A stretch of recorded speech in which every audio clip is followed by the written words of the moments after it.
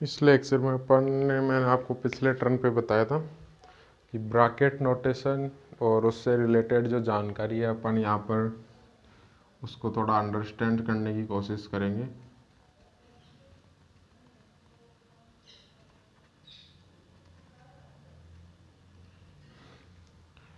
देखो, मैंने आपको बताया था जो डिराक नोटेशन है या जो डिराक है उसके अकॉर्डिंग किसी भी फंक्शन को प्रदर्शित करने के लिए दो तरीके के सिंबल यूज में लिए जाते हैं। ये जो फर्स्ट सिंबल है उसको अपन केट नोटेशन बोलते हैं। क्या बोलते हैं? Ket notation. और जो सेकंड सिंबल है उसको अपन ब्रा नोटेशन बोलते हैं।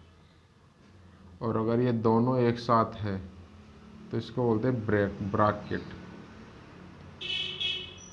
ये ब्रैकेट वर्ड से बना है ब्रैकेट। ठीक है। सपोज करो मेरे पास में एक सिंपल वेव फंक्शन दिया हुआ है साई, तो उसको डिराक नोटेशन में कैसे डिनोट करेंगे? केट फंक्शन से। कौन से फंक्शन से डिनोट करेंगे? केट फंक्शन से। अगर इसका मेरे को क्या लेना है? डेगर मैंने आपको बताया था क्या होता है? ट्रांसपोज इसका कॉम्प्लेक्स कॉन्जुगेट या कॉम्प्लेक्स कॉन्जुगेट का ट्रांसपोज, दोनों एक ही मीनिंग है। पहले ट्रांसपोज ले लो बाद में कॉम्प्लेक्स कॉन्जुगेट, या पहले कॉम्प्लेक्स कॉन्जुगेट ले लो बाद में ट्रांसपोज। और कॉम्प्लेक्स कॉन्जुगेट का मीनिंग मैंने आपको बताया था iota replace minus, this is known as conjugate. ठीक है। अब मैं आपको इसको एक एग्जाम्पल से क्लियर कर देता हूँ तो आपको वो काफ़ी अच्छे से समझ में आ जाएगा।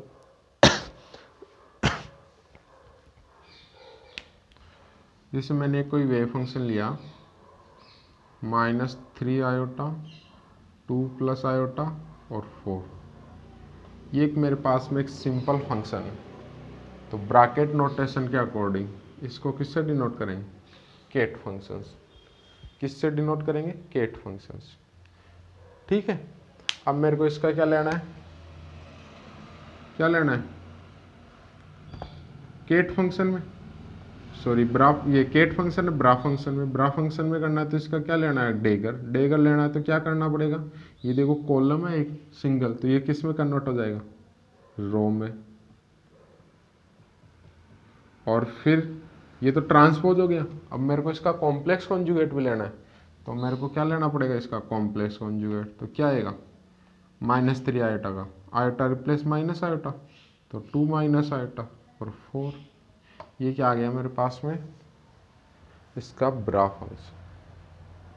अब अगर आपसे पूछे कोई कि इस वेव फंक्शन को नॉर्मलाइज करो, क्या करो? नॉर्मलाइज। तो वेव फंक्शन को नॉर्मलाइज कैसे करते हैं इस कंडीशन में, वो मैं आपको बता देता हूँ। सबसे पहले जो दिया गया फंक्शन है केट फंक्शन, उसका ब्रा फंक्शन के साथ इनर प्रोडक्ट लो। तो ये ब्रा है, ये केट है। ब्रा कितनी वैल्यू है?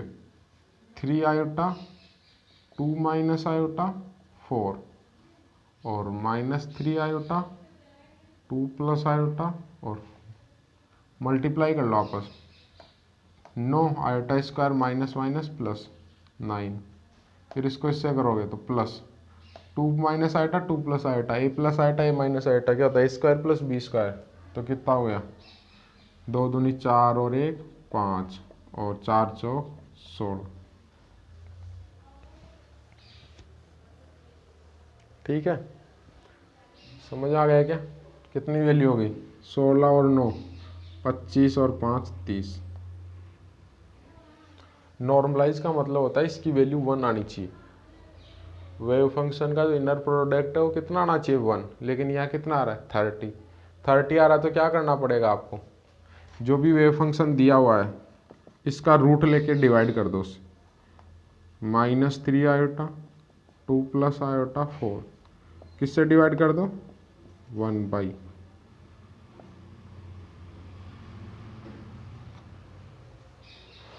ठीक है। तो ये क्या हो जाएगा? Function normalise. अब आप वापस से कैलकुलेट करो 1/√30। देखो यहाँ भी 1/√30, यहाँ भी 1/√30, तो 1/30 30/30 बन हो गया ना। समझ आ गया? तो ये इस फंक्शन का क्या है, नॉर्मलाइजेशन। तो केट फंक्शन समझ आ गया होगा आपको, ब्रा फंक्शन समझ आ गया होगा, इनका इनर प्रोडक्ट करना समझ आ गया होगा। अब मैं दो फंक्शन लेता हूँ, जैसे एक मेरे को साई दिया हुआ है, एक मैं अनदर फंक्शन लेता हूँ फाई।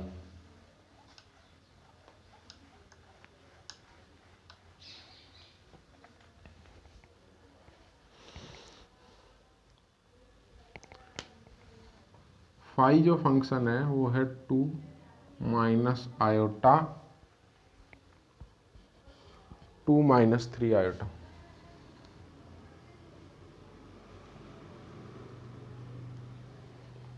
और इनसे अपने को कुछ क्वांटिटीज कैलकुलेट करनी है जो अपने को पूछा है। वो पूछा है एक तो साई का, ये जो ब्रा फंक्शन फाई निकालना है, ब्रा साई निकाल चुके। एक अपने को साई फाई कैलकुलेट करना है, एक फाई साई कैलकुलेट करना है, ये क्या वैल्यू आएगी। और एक अपने को ये साई ब्रामे और ब्रामे फाई, क्या इनका कोई फिजिकल सिग्निफिकेंस है।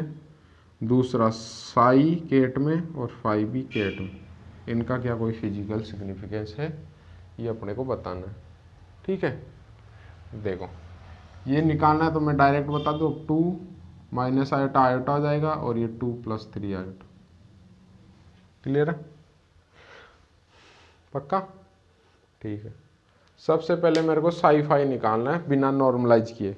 अब कुछ नहीं बोला उसने, अगर नॉर्मलाइज बोले कि करना है तो आपको नॉर्मलाइज करना पड़ेगा। 1 बाई यहाँ जैसे 30 आया था 1/√30, और यहाँ बोले तो वो करना पड़ेगा।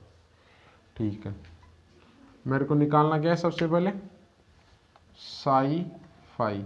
ये तो ब्रा में साई तो कितना है 3 आयोटा 2 माइनस आयोटा 4, और फाई केट में तो ये रहा केट में कितनी वैल्यू है 2 माइनस आयोटा 2 माइनस 3 आयोटा। यही है क्या, मल्टीप्लाई कर दो, कितनी वैल्यू आएगी 3 दूनी 6 आयोटा, फिर -2 आयोटा, फिर minus minus plus iota square -1, फिर प्लस 8 4 दूनी 8 -12 आयोटा। कितनी वैल्यू आ गई, कितनी वैल्यू आ गई 6 4 12 और दे 14, 14 में से 6 गए तो 8 -8 आयोटा +7। यही आई क्या। दूसरा मैं निकालता हूँ फाई साई। फाई साई तो कितनी वैल्यू आएगी, सॉरी हाँ फाई ब्रा में तो कितनी वैल्यू आएगी 2 आयोटा 2 + 3 आयोटा। और साई केट में तो साई केट में कितनी वैल्यू थी -3 आयोटा 2 + आयोटा 4। यही थी क्या, चलो पुट करो तो कितनी वैल्यू आ गई -6 आयोटा +2 आयोटा -1 + 8 + 12 आयोटा। तो 12 और 2 14, 14 में से 6 गए तो 8 आयोटा और +7। इन दोनों में कुछ फ़र्क है, आयोटा की जगह यहाँ माइनस आयोटा आ रहा है। इसका मतलब मैं क्या लिख सकता हूँ कि ये दोनों आपस में एक दूसरे के कॉन्जुगेट होते हैं। इसका मतलब अगर मैं साई फाई अगर इसका कॉम्प्लेक्स कॉन्जुगेट ले लूँ तो ये किस में कन्वर्ट हो जाएगा फाई। ये चीज़ सबको समझ आ गई होगी, आ गई क्या, क्लियर। अब ये साई और फाई दोनों ब्रा में पूछे तो ब्रा में साई के लिए यही है ना, तो ये साई और ये फाई कितनी वैल्यू है साई है 3 आयोटा 2 माइनस आयोटा 4, और फाई की वैल्यू 2 आयोटा 2 + 3 आयोटा। कोई बता सकता है इस मैट्रिक्स का ऑर्डर है वो क्या है,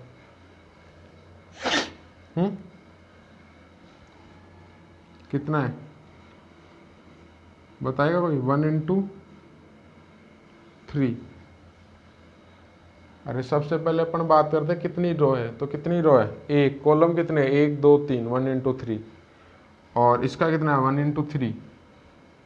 यहाँ से देखो अगर ये दोनों मैच होंगे तो ही मैट्रिक्स का मल्टीप्लिकेशन पॉसिबल है।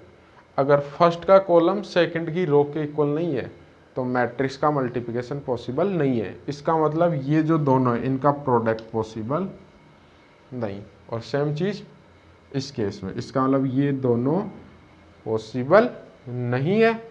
और अगर ये दोनों पॉसिबल नहीं है तो क्या होगा, इनका कोई फिजिकल सिग्निफिकेंस नहीं हो। ठीक है, अब अपन एक काम का टॉपिक, ये तो आपको सबको समझ आ गया होगा कैसे करना है, इनका क्या करना है। ठीक है,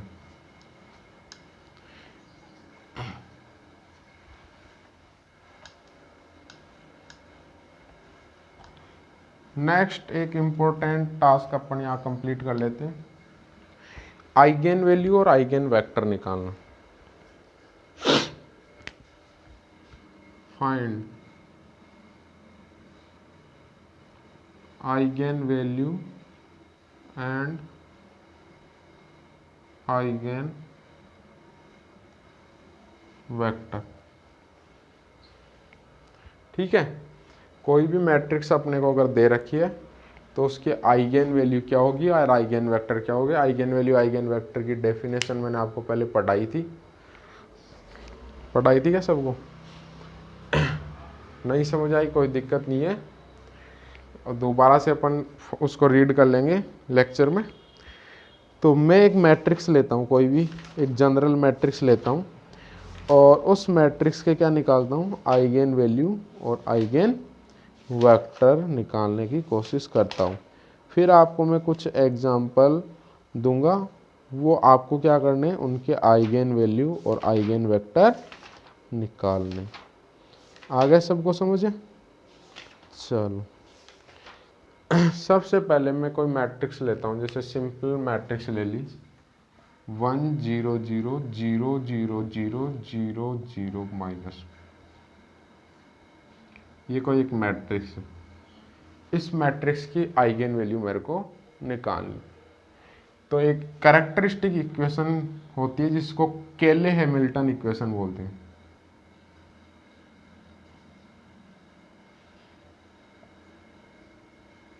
केले हैमिल्टन इक्वेशन, उसके according A minus lambda I, इसको 0 रखो। ए दे रखा है, क्या है 1 0 0 0 0 0 0 0 माइनस लेमडा, ऐसे कैसे, आई यूनिट मैट्रिक्स है, ये 3x3 की है तो ये भी 3x3 की होगी। यूनिट मैट्रिक्स आप जानते हो, इक्वल 0। सब्ट्रैक्ट कर दो, सेम वाले में 1x1, ये जो फर्स्ट वाला है तो फर्स्ट वाले से, तो 1 minus lambda 0 0 0 minus lambda 0 0 0 -1 minus lambda equal to 0। इस मैट्रिक्स को आपको सिंप्लीफाई करना है। तो इस मैट्रिक्स को सिंप्लीफाई क्या होगा, 1 minus lambda -1 minus lambda equal to 0। ये होगा क्या, मैट्रिक्स का डिटर्मिनेंट निकालना है कुल मिला के, और उसको 0 के इक्वल रखना है, और वहाँ से लेमडा की वैल्यू फाइंड करनी है। कितनी वैल्यू आ रही है, ये तीनों इक्वल 0 के, तो फर्स्ट से लेमडा इक्वल टू 1 आ गया, सेकंड से लेमडा की वैल्यू 0 और थर्ड से -1। इसका मतलब इस मैट्रिक्स की जो आइगेन वैल्यू है वो कितनी है, 1 0 -1। कितनी है, 1 0 -1। तो निकाल सकते हो सभी, पक्का? ठीक है, अब मैं इसके आइगेन वेक्टर निकालता हूँ। और दूसरा ध्यान रखना, जो डायगोनल मैट्रिक्स होती है ना, डायगोनल का मतलब 1 1 2 2 3 3, ये एलिमेंट हो बाकी सारे 0, तो उनकी आइगेन वैल्यू वही होती है जो उसके डायगोनल, देखो 1 0 माइनस, वही वैल्यू है जो उसके डायगोनल है, बाकी में नहीं है, केवल डायगोनल के केस में, ध्यान रखना आप। चलो अब मैं इसके आइगेन वेक्टर निकालता हूँ। ये तो आइगेन वैल्यू हो गई। अब ये जो मैट्रिक्स दे रखी है इसके मैं आइगेन वेक्टर निकालता हूँ।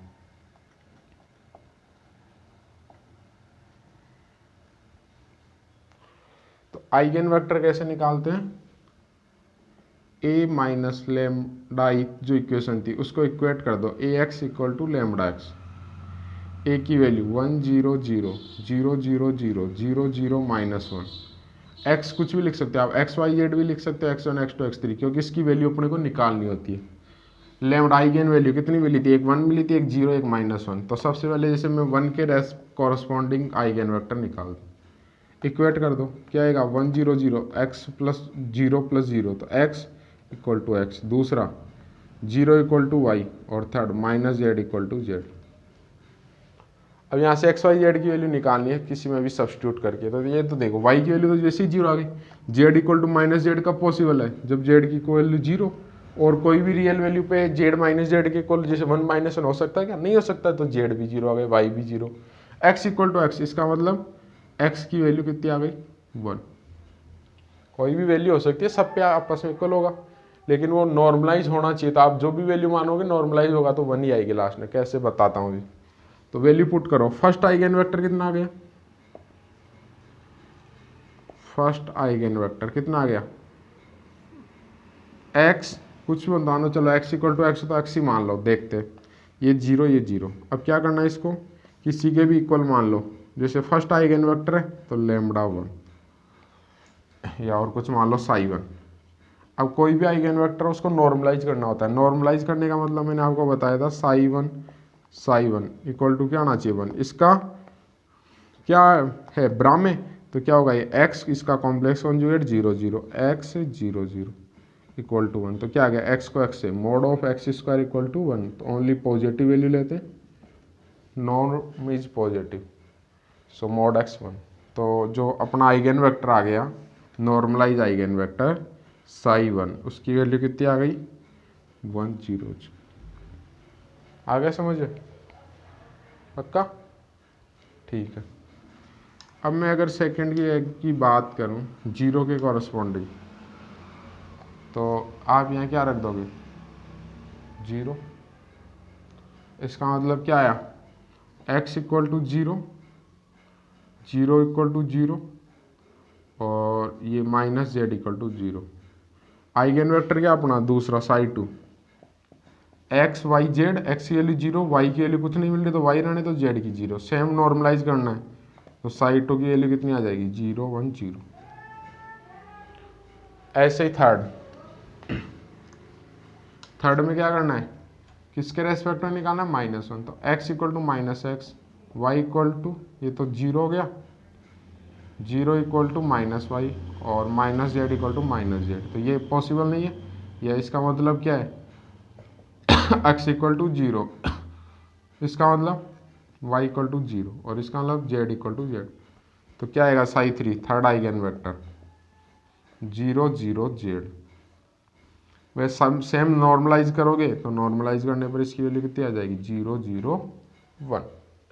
ये क्या है इसका आइगन वेक्टर। आगे सबको समझे। अब आपको मैं कुछ एग्जांपल क्लास में बताएंगे, उनके आपको आइगन वैल्यू और आइगन वेक्टर निकालने। एक एग्जांपल मैं आपको और बता देता हूँ, या कुछ और बता दें।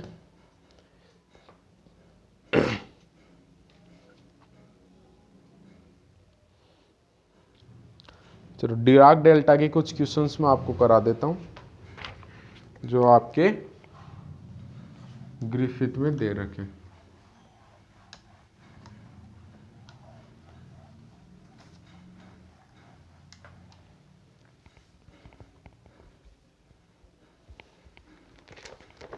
सॉरी, जेटली की बुक है। फर्स्ट क्वेश्चन है, एक इंटीग्रेशन दे रखा -5 to 5 cos 3x delta x minus pi by 3 dx। B question है 0 to 10 e की power 2x minus 7 plus 4 delta x plus 3 dx। C number का जो क्वेश्चन है वो है 2 cos square 3x minus sine x by 2 delta x plus pi. D number का question है integration 0 to pi cos 3 theta del triple prime theta minus pi by 2 D theta. और ई question है 229 x square minus 5x plus 2 delta 2x minus 4 dx।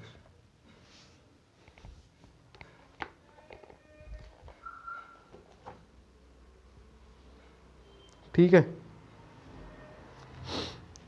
सबसे first question की अपन बात करते हैं। Delta x minus ये जो वैल्यू दे रखी है इसकी आप कैलकुलेट करो वैल्यू। तो पाई बाई 3, पाई की वैल्यू 3.14/3, इसका मतलब इसकी जो वैल्यू होगी 1 पॉइंट कुछ होगी। आप देखो वो लिमिट में आ रही या नहीं आ रही। सबसे पहले आपको यही चेक करना है। मैं आपको एक फॉर्मूला बता देता हूँ, integration limit f of x del x minus A D x. अगर आप देख रखा है इस एक को आप चेक करो, ये इसमें लाई करता नहीं करता, यहाँ प्लस है तो माइनस ए वैल्यू हो जाएगी। हमेशा फॉर्मूला इसी में होना चाहिए, वो आप चेक करो लिमिट में है तो उसका डायरेक्ट आंसर होता है एफ ऑफ ए। एक्स की जगह आप ए रख दो, वो इसका आंसर है। ठीक है, और जो होता है एक्चुअल में एफ ऑफ ए होता है और वापस से इंटीग्रेशन, तो ये एफ ऑफ ए बाहर आ जाएगा। Integration delta x d x ये यूनिट होता है हमेशा।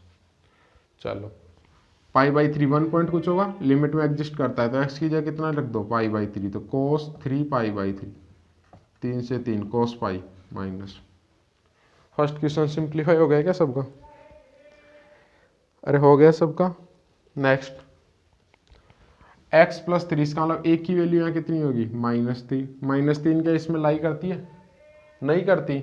अगर नहीं करती तो डायरेक्ट आंसर, जब भी लिमिट में लाई नहीं करती x की वैल्यू तो उसका सीधा आंसर कितना होगा? 0। नेक्स्ट x की वैल्यू -पाई, तो इसमें इंटीग्रेशन दे ही नहीं रखा, तो आपको करना क्या है, x की जगह -पाई रख दो, तो कितनी वैल्यू आ जाएगी? 2 cos square -3 pi minus sine -पाई बाई 2। ठीक है, और साथ में डेल्टा एक्स प्लस पाई तो लिखना ही है आपको, वो तो आएगा ही क्योंकि इंटीग्रेशन नहीं है अभी, तो मल्टीप्लाई में डेल्टा एक्स प्लस पाई। इसको सिंप्लीफाई कर लेना दोनों को, आपको ये तो कर ही सकते हो नॉर्मल मेथड। ये डेरिवेटिव के रूप में दे रखा है। क्या दे रखा है? डेरिवेटिव दे रखा है। तो डेरिवेटिव के लिए आपको क्या करना पड़ेगा? सबसे पहले तो वही लिमिट चेक करो, लाई करती नहीं करती है तो ठीक है, नहीं करती तो 0। अगर करती है तो इसका मैं एक आपको फॉर्मूला बता देता हूँ, ऊपर वाले क्वेश्चन कर लिए होंगे आपने।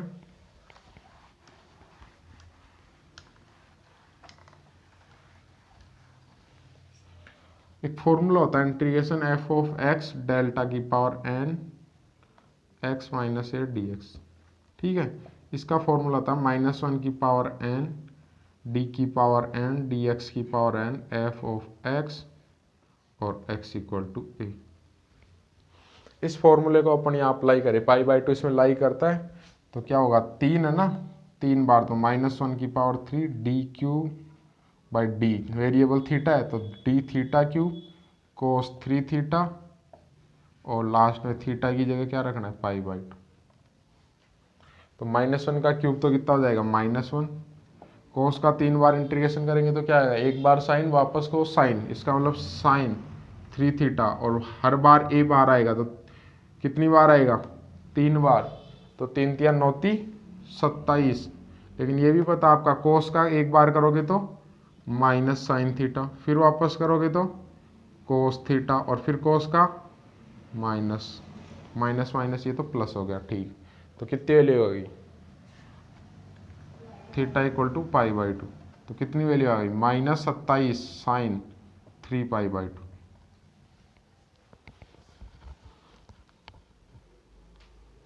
तो वैल्यू साइन 3 पाई बाई 2 की -1, इसका मतलब इसकी वैल्यू कितनी हो गई, 27। आगे समझे? चलो नेक्स्ट 229। अब ये एक प्रॉपर्टी होती है integration F of x del a x d x, तो इसको आप क्या लिख सकते हो, 1/a integration F of x delta x d x.